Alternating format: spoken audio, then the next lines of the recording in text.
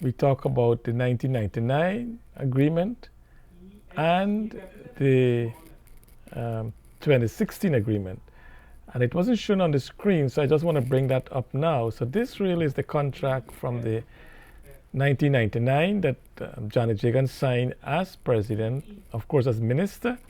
And as we see, it was between Guyana government and EXO, Exploration and Production Guyana Limited, which is a subsidiary of Exxon. Now we also have in the 2016 agreement, this one that was signed between the government of Guyana, not by Exxon now, but also by CNOOC and Hess. And my question then was that if these two contracts were signed during that time, the different time, then it means that something is not right.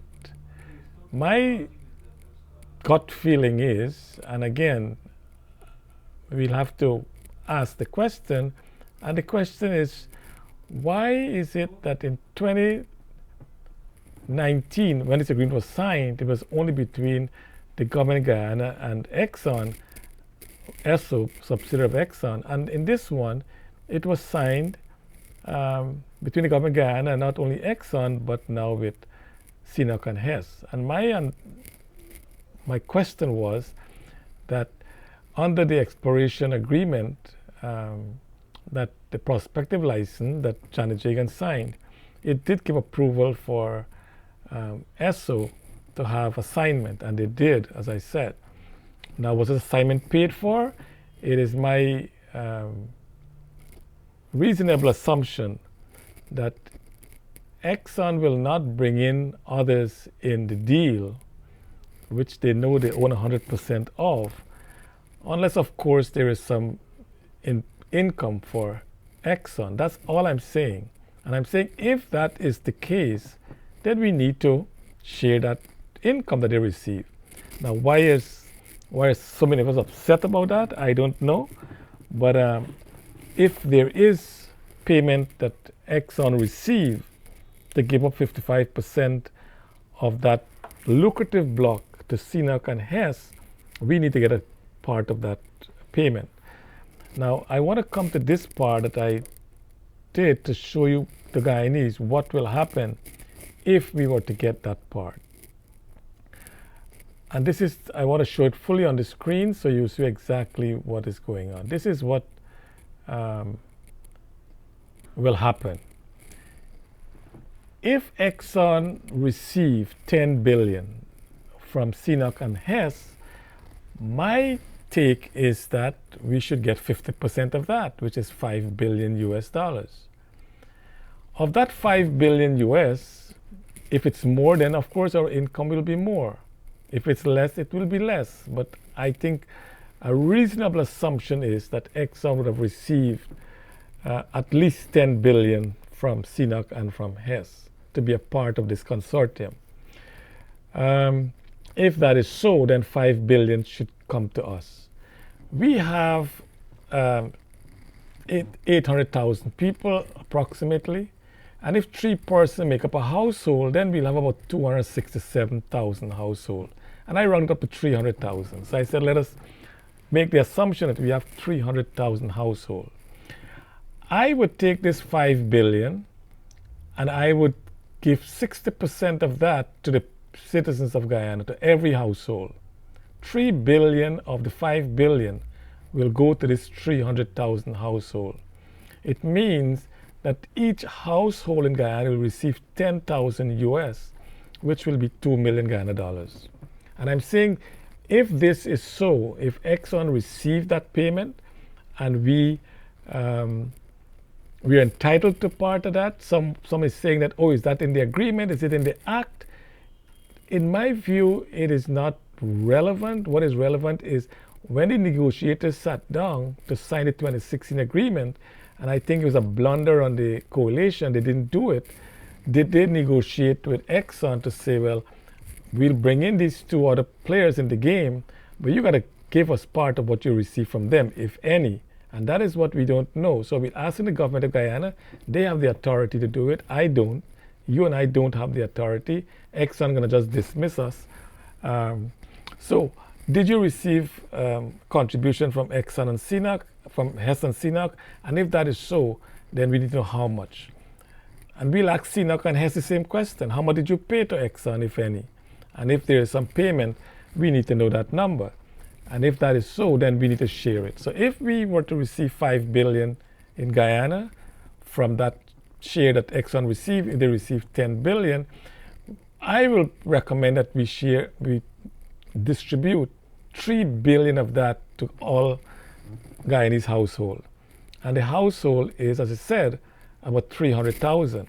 If we divide 800,000 by 3 persons being in a household, that will give us 266,000 household. But I said I rounded up to 300,000. With $3 billion being distributed to Guyanese, each household received 10,000 US or $2 million Ghana dollars. Now, what can we do with this $2 million Ghana dollars each household? This is my list, my recommended list. I think each household can buy a new refrigerator, 250,000. They can buy better mattresses so they can sleep comfortably in the night. That will cost them another 300,000. They need to maybe change their furniture, another 300,000. Buy a microwave, 30,000. Repair and paint your home, $500,000. Buy a scooter so you can move around, 150,000. New clothing, hey, we need to get some new clothing and dress nicely, 250,000. Take your family on vacation, 200,000. And this is all within Guyana. So of the $2 million that each household will receive, each of the 300,000 household, if we were to receive $5 billion from Exxon, and I suggest that we take 60% of that and pay out to all Guyanese, this is what we will receive. Every household will receive $2 million Guyana dollars. And with that, this is my recommended list. You don't have to do this. You can use it whatever way you want. It will be your money and you decide that. But this is my recommended list. And that is all I was asking from our people. And we hope that they will, they will at least listen to what we're saying. But everyone seems to be taking the side of Exxon, and they're not telling us what we can get or what we shouldn't get. So this is my bottom line. If we can get whatever Exxon received, and it's my humble feeling, and I really think that Exxon will not get into agreement with CNOOC and Hess without them paying a part of something towards this agreement. They know. I mean, this is what is important. We know that Venezuela have oil, Trinidad have oil, Suriname has oil. Guyana is the lowest of the three. Don't you think that, reservoir of oil would also be part of Guyana? Now, it's out in the Atlantic. I know earlier governments had drilled inland and there was no oil inland apparently in valuable quantities, marketable quantities. So eventually, of course, we went in the Atlantic, and there it was. It was lying there waiting for us to explore. So all I'm asking, fellow Guyanese, is that if Exxon did receive funds from CNOOC and Hess, that we share that. And what do we share? We share whatever that 60% is, and that's my recommended list, that whatever is in that list, if we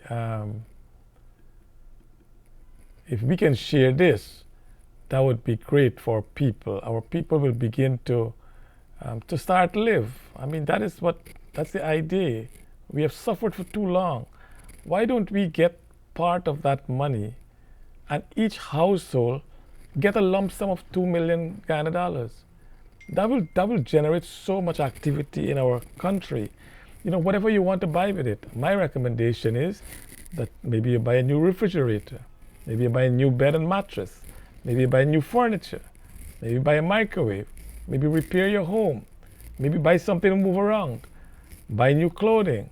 Go on a vacation. Whatever else you want to do, it will be your money. And you decide that. Now, how will we get this? And that's the question that we have to ask ourselves. If we sit back in our chairs and we think that anything going to happen without some action, it's not going to happen. And I'm not advocating anything. What I'm asking is that the government should take the initiative. They have the authority. We voted them in office. They have the authority to do it. We don't. They can have discussion with Exxon. The president can call Exxon chief. Our minister can write Exxon. Ask them what happened when you gave up 55% of that block. When was that given up? Was it in 1999? Was it 2001? Was it 2005? When did you give it up to Hess and to CNOOC? We don't know that answer. There was some report to say that they sent 16 letters out to companies, and a few responded. Is it for investment to negate the risk that if no oil was found, that okay, they share it? That's a possibility. But what about Exxon knowing what they had with all these surveys that they did? They know exactly what we had. And I'm saying that, in my humble opinion, Exxon received payment income from Hess and from CNOOC, and we need to share that. If it's 10 billion, we need 5 billion of that. It's our resource. It's our oil. And if we get 5 billion, we take 60% of that and pay to every household. With 300,000 households in Guyana, each household will receive $2 million Guyana dollars. And this is a recommended list of what you can do. Of course, you can do any other thing that you want. It's your money for your household. And I hope that the people of Guyana will look at this more seriously, and together we can make a decision on the way forward. I'm not advocating for any government change. I'm not advocating for anything.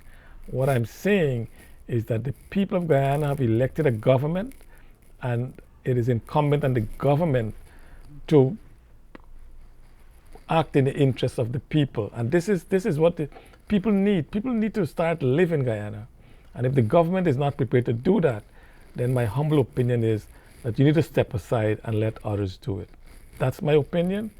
And it's not an advocate for anything except to say that we need to start get things that belongs to us. All right? Until the next time, God bless our great country, and the best is yet to come. Take care.